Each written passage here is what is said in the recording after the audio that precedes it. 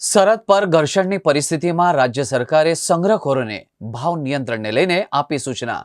જો કોઈ પણ વ્યક્તિ કે સંસ્થા જીવન જરૂરિયાત ચીજવસ્તુઓનો સંગ્રહ કે જમાખોરીમાં સંડોવાયેલો હોય જોવા મળશે તો તેમના વિરુદ્ધ જીવન જરૂરી ચીજવસ્તુ અધિનિયમ 1955 હેઠળ કડક કાર્યવાહી જિલ્લા કલેક્ટર દ્વારા કરવામાં આવશે।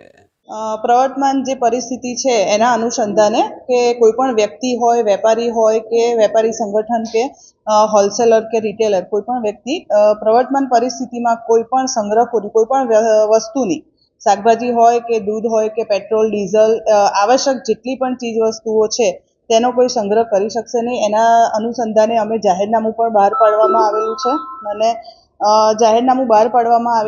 અને જો કોઈ વ્યક્તિ આવી રીતના ગેરકાયદેસર રીતે કોઈ વસ્તુઓનો, ચીજ વસ્તુઓનો સંગ્રહ કરશે તો તેના વિરુદ્ધ કાર્યવાહી પણ કરવામાં આવશે। સામાન્ય નાગરિકોને તમામ ચીજ વસ્તુઓ સરળતાથી મળી રહે તે માટે અમે પૂરતા જ પ્રયત્ન કરીશું। અને બીજી વસ્તુ એ કે ભાઈ તમામ ઓઇલ માર્કેટિંગ કંપનીઓ સાથે પણ મીટિંગ કરી છે, તમામ વેપારી સંગઠનો સાથે પણ મીટિંગ કરી છે।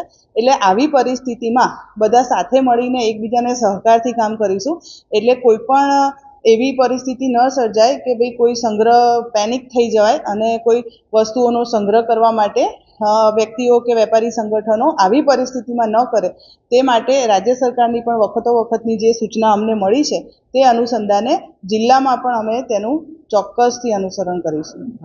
જો અમને એવી કોઈ ફરિયાદો મળે કે ભાઈ આ જગ્યાએ ભાવ વધારો લેવામાં આવે છે કે ભાઈ કોઈ ચીજ વસ્તુના ભાવ વધારે લેવામાં આવે છે, અમે ચોક્કસથી જો એવી બાબતો ધ્યાનમાં આવશે તો અમે ચોક્કસથી એની કાર્યવાહી કરીશું। પણ અત્યારે હાલની હું તમને વાત કરું વડોદરા જિલ્લામાં અત્યારે હાલ એવી કોઈ જ પરિસ્થિતિ નિર્માણ થયેલી નથી।